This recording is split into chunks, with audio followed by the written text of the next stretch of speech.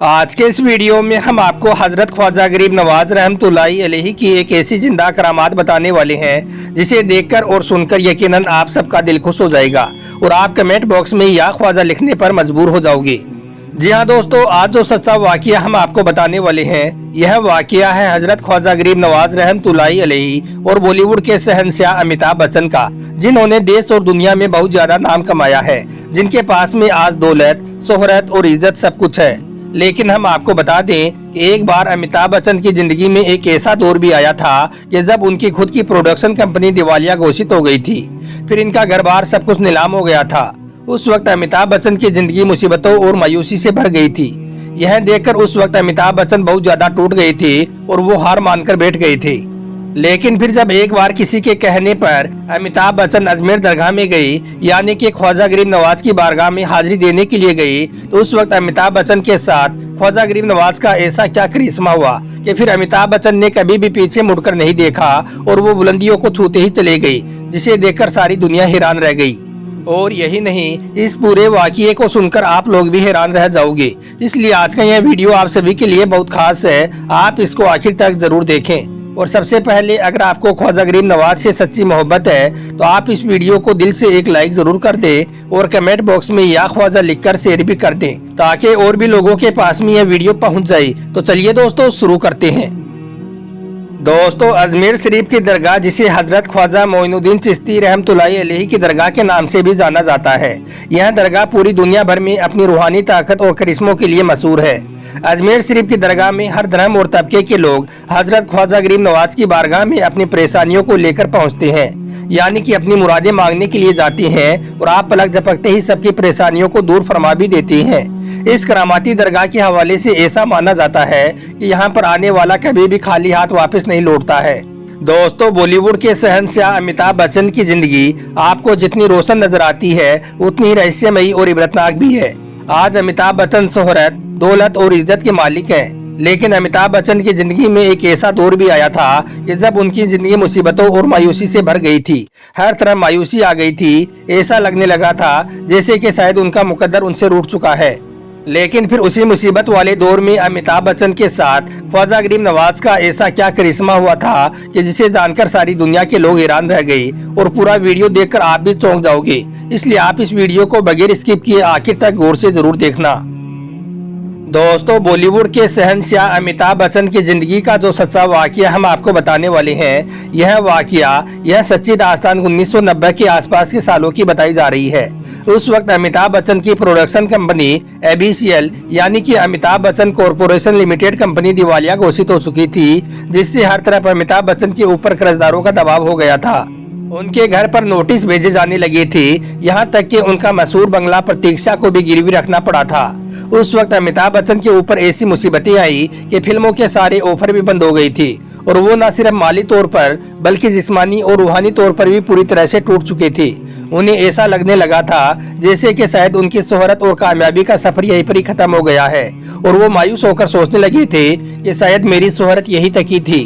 दोस्तों, इस बारे में जब एक बार एक मीडिया रिपोर्टर ने अमिताभ बच्चन से सवाल किया तो इसे लेकर अमिताभ बच्चन ने खुद ने बताया कि वो मेरी जिंदगी का एक ऐसा बुरा दौर था कि जिसे देखकर मुझे महसूस होने लगा था कि अब मैं अपनी छाया बनकर रह गया हूँ।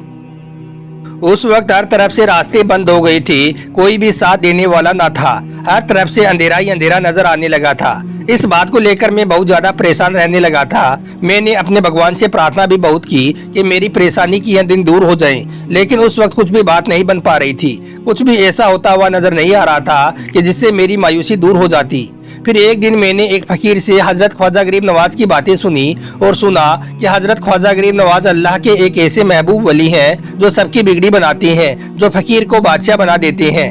फिर उस फकीर बाबा ने कहा कि आप भी मायूसी छोड़ें, आपका भी वक्त बदल सकता है, लेकिन इसके लिए आपको अजमेर शरीफ में जाना होगा और जाकर आप ख्वाजा गरीब नवाज की बारगाह में हाजिरी दें। वो अंधेरे को उजाले में बदल सकते हैं। वहाँ पर जात पात का कोई बंधन नहीं है। जो भी कोई सच्चे दिल से ख्वाजा गरीब नवाज की चौखट पर जाता है तो वहाँ से खाली हाथ वापिस नहीं लौटता है। अगर आप मेरी बात मानो तो आप भी एक बार अजमेर दरगाह में जरूर जाकर आओ। मुझे विश्वास है कि ख्वाजा गरीब नवाज आपकी सारी परेशानियों को दूर फरमा देंगे। अमिताभ बच्चन कहते हैं कि फकीर की इन बातों को सुनकर मैं बहुत ज्यादा मुतासिर हुआ। दोस्तों इसके बाद पहले तो अमिताभ बच्चन ने इस बात को ख्याल से झटक दिया, मगर फिर जब हालात और ज्यादा बिगड़ने लगे तो उनके दिल में यह बात घर कर गई।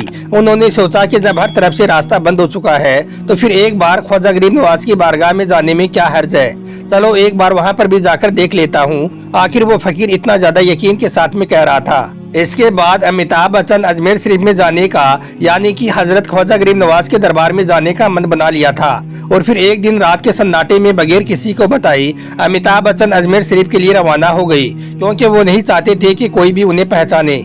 अब सफर के दौरान उनके दिल में एक अजीब सी बेचैनी थी।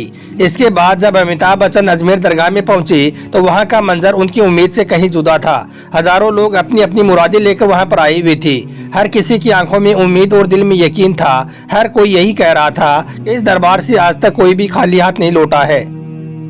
इसके आगे अमिताभ बच्चन ने बताया कि फिर मैं अजमेर दरगाह के अंदर दाखिल हो गया। अंदर जाते ही मुझे एक अजीब सा सुकून महसूस हुआ।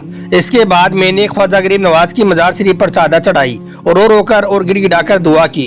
उस वक्त मेरी आंखों से लगातार आंसू बह रही थी। मैंने वहां पर अपने गम और अपने सारे अरमान बयान कर दिए जिन्हें मेरे सिवाय कोई नहीं जानता था। फिर जब मैं ख्वाजा गरीब नवाज की दरगाह के अंदर बैठा हुआ था तो अचानक मेरी नजर एक खास कोने पर पड़ी जहां पर एक बूढ़ा फकीर बैठा हुआ था। उसकी आंखों में अजीब सी गहराई और चेहरे पर रूहानी तेज था, मानो ऐसा लग रहा था जैसे कि वो मुझसे कुछ कहना चाह रहा हो। लेकिन फिर जब मैं दरगाह में हाजिरी देने और दुआ करने के बाद दरगाह से वापस बाहर निकल रहा था तो वही फकीर बाबा मेरी तरफ इशारा करते हुए बोला, ओ शहंशाह जरा ठहर। यह सुनकर मैं एकदम से चौंक गया। मैं कुछ समझ नहीं पाया कि यह बूढ़ा फकीर बाबा मुझे कैसे पहचानता है। फिर वो बूढ़ा फकीर शख्स धीरे धीरे चलता हुआ मेरे करीब आ गया और मुझसे कहने लगा, ए बंदे तू इतना परेशान क्यों है? ख्वाजा की निगाहें करम तुझ पर है। आज तेरा हाल बदतर है मगर आने वाले दिनों में तेरा नाम आसमान पर होगा। ए बंदे याद रखना, तुमने जितनी सोची है उससे भी कहीं ज्यादा दौलत और शोहरत तुझे नसीब होगी और घर घर में तेरा जिक्र होगा। अमिताभ बच्चन ने बताया कि बूढ़े फकीर बाबा की यह बात सुनकर मैं हैरत में पड़ गया। फिर मैंने फकीर बाबा से पूछा कि आपको यह कैसे पता कि मैं परेशान हूँ और आप मुझे शहंशाह क्यों कह रही हो? इस पर वो फकीर बाबा मुस्कुराता हुआ बोला कि ख्वाजा ने मुझे यह पैगाम दिया है, ए बंदे अब जा और सब्र कर, तेरे लिए बहुत ही जल्द कामयाबी के दरवाजे खुलने वाले हैं।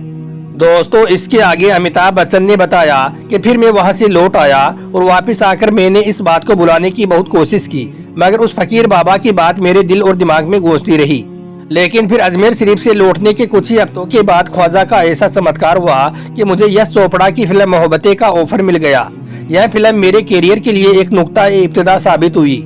लेकिन फिर ख्वाजा का असली चमत्कार तो तब हुआ जब मुझे केबीसी यानी कि कौन बनेगा करोड़पति का ऑफर मिला। मेरा यह शो न सिर्फ मकबूल हुआ बल्कि हर घर में मेरा नाम भी गूंजने लगा था और इसके बाद मेरे सारे कर्जे भी उतर गई और मैं फिर से बॉलीवुड का शहंशाह बन गया। दोस्तों अमिताभ बच्चन ने इसके आगे बताया कि मेरी दास्तान यहीं पर ही खत्म नहीं हुई। कामयाब होने के बाद एक बार फिर मैंने अजमेर शरीफ जाकर उस फकीर बाबा का शुक्रिया अदा करना चाहा। इसलिए एक बार फिर मैं अजमेर शरीफ में पहुंच गया और उस फकीर बाबा को ढूंढने लगा। लेकिन वहां पर मुझे लोगों से मालूम चला कि यहाँ पर इस तरह का कोई भी फकीर बाबा नहीं रहता है। दरगाह के लोगों ने बताया कि ऐसा फकीर बाबा अक्सर ख्वाजा गरीब नवाज की करामात के तौर पर नजर आता है, मगर वो यहाँ पर हर किसी को हमेशा के लिए नहीं मिलते हैं।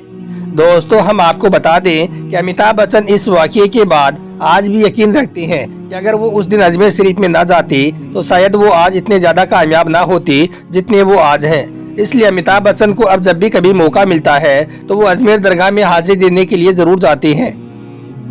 याद रखें यह दास्तान सिर्फ एक करामात नहीं है बल्कि यह इस बात का सबूत भी है कि जब हर दरवाजा बंद हो जाता है तो किसी अल्लाह के वली का सहारा आपको राह दिखा सकता है।